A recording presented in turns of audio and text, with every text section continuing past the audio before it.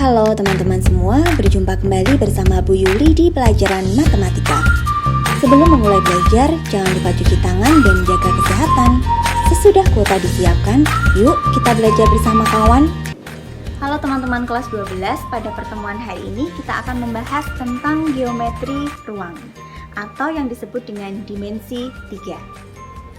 Bangun berdimensi 3, dimensi ruang atau geometri ruang sangat erat kaitannya dengan kehidupan kita. Semua benda-benda yang ada di sekitar kita, rumah, benda-benda di dalam rumah, alat-alat elektronika itu banyak yang bentuknya seperti benda berdimensi 3. Hari ini kita akan membahas tentang hubungan antara titik, garis, dan juga bidang.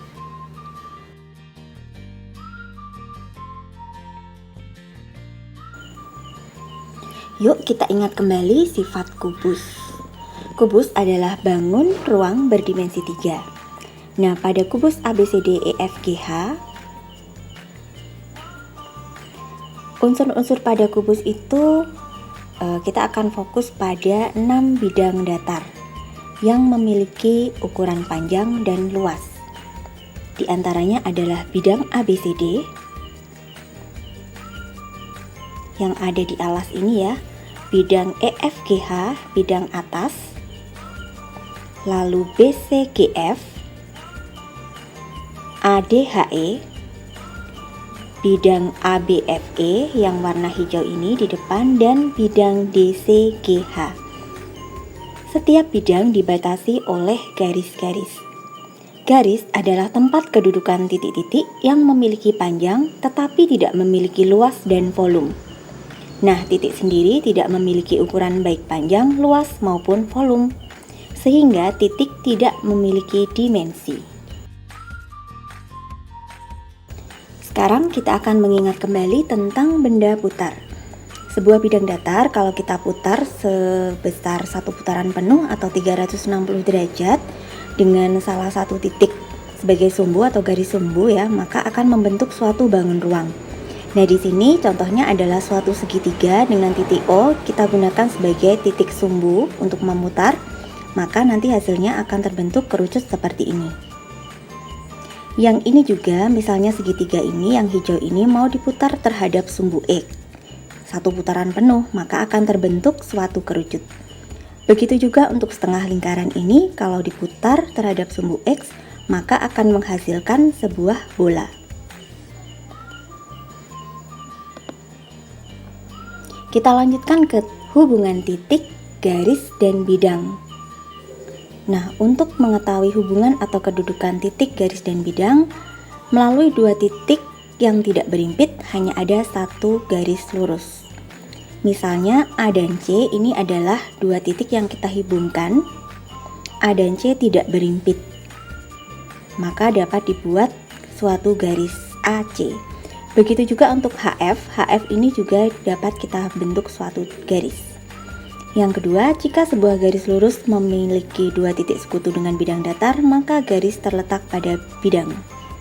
Garis AC ini terletak pada bidang ABCD. Begitu pula untuk garis HF ini terletak pada bidang EFGH. Nah, melalui tiga titik yang tidak berimpit atau segaris, hanya ada satu bidang datar. Sebagai contoh, kita akan melihat titik B, titik E, dan titik G. Kalau tiga titik itu kita hubungkan, maka dari tiga titik ini akan terbentuk suatu bangun datar. Kemudian, melalui dua garis yang berpotongan, hanya ada satu bidang datar. Nah, untuk ilustrasinya adalah misalnya kita hubungkan titik A dengan titik G, kemudian titik C kita hubungkan dengan titik E. Maka mereka akan berpotongan di sini ya. Nah, dari sini kita bisa melihat bahwa ada bidang datar yang terbentuk, yaitu bidang ACGE. Selanjutnya, melalui dua buah garis yang sejajar, hanya ada satu bidang datar. Nah, ini contohnya EG sejajar dengan garis AC ya. Nah, karena garis EG dan garis AC ini sejajar, maka akan terbentuk bidang ACGE. Nah, kemudian untuk selanjutnya kedudukan titik dan garis pada bidang. Di sini misalnya kita punya kubus atau balok ya, lalu kita hubungkan titik A dan C, kemudian B dan D, maka titik P ini adalah titik potongnya di alas. Nah, titik P pada bidang ABCD, maka bidangnya melalui titik P. Kemudian karena AC terletak pada bidang ABCD, maka bidang ABCD juga melalui AC. Nah, jika suatu titik dan suatu garis sebidang, maka kemungkinannya titik terletak pada garis atau titik tidak terletak pada garis.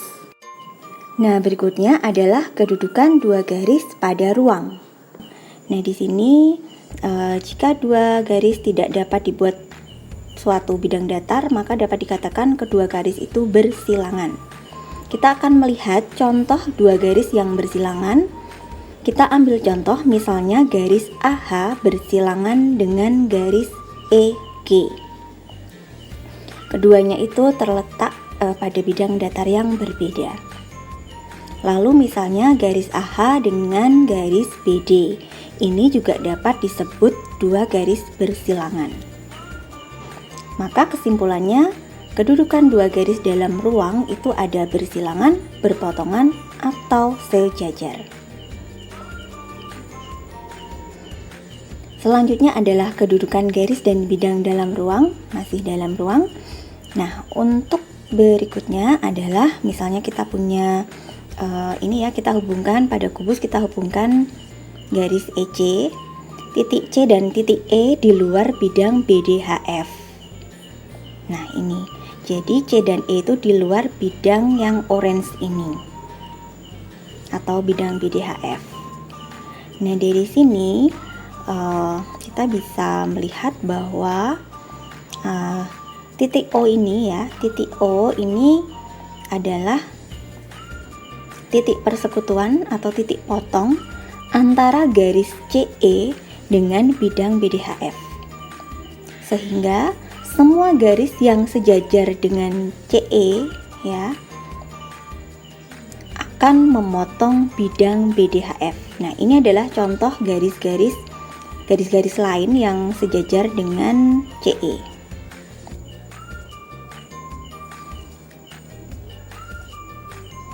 Nah, kemudian masih dalam kubus, kita lihat di alas itu kita cari titik potong alas, kemudian titik potong dari atap atau atas. Lalu kita hubungkan titik P dan titik Q. Nah, jika PQ itu tegak lurus terhadap bidang ABCD atau bidang alas, ya, jadi PQ tegak lurus alas, kita perbesar. Nah, di sini dapat kita simpulkan kalau PQ tegak lurus terhadap semua garis yang terletak di bidang ABCD. Jadi semua garis yang ada di alas itu tegak lurus juga dengan PQ tadi. Berikutnya untuk yang ketiga, pada kubus, jika bidang ABCD melalui AC dan garis AC, nah ini garis AC tadi ya, jadi bidang alas melalui AC, ini alasnya melalui AC, kemudian AC sejajar dengan EG, nah maka EG itu garisnya juga sejajar dengan bidang alas ABCD. Ini adalah kesimpulannya, kedudukan garis dan bidang dalam ruang ada 4 kedudukannya, yaitu berpotongan, tegak lurus, sejajar, ataupun berimpit. Oke, kita lanjut ke kedudukan dua bidang dalam ruang. Pada kubus ini bisa kita perhatikan ya, jika dua buah garis AC dan BD ini berpotongan di suatu titik di bidang alas ABCD, maka sejajar dengan dua garis juga EG dan HF berpotongan di bidang atap atau atas. Nah, maka bidang alas dan bidang tutup atau atapnya itu juga sejajar. Nah, itu tadi adalah kedudukan titik, garis, dan bidang dalam ruang. Selamat belajar!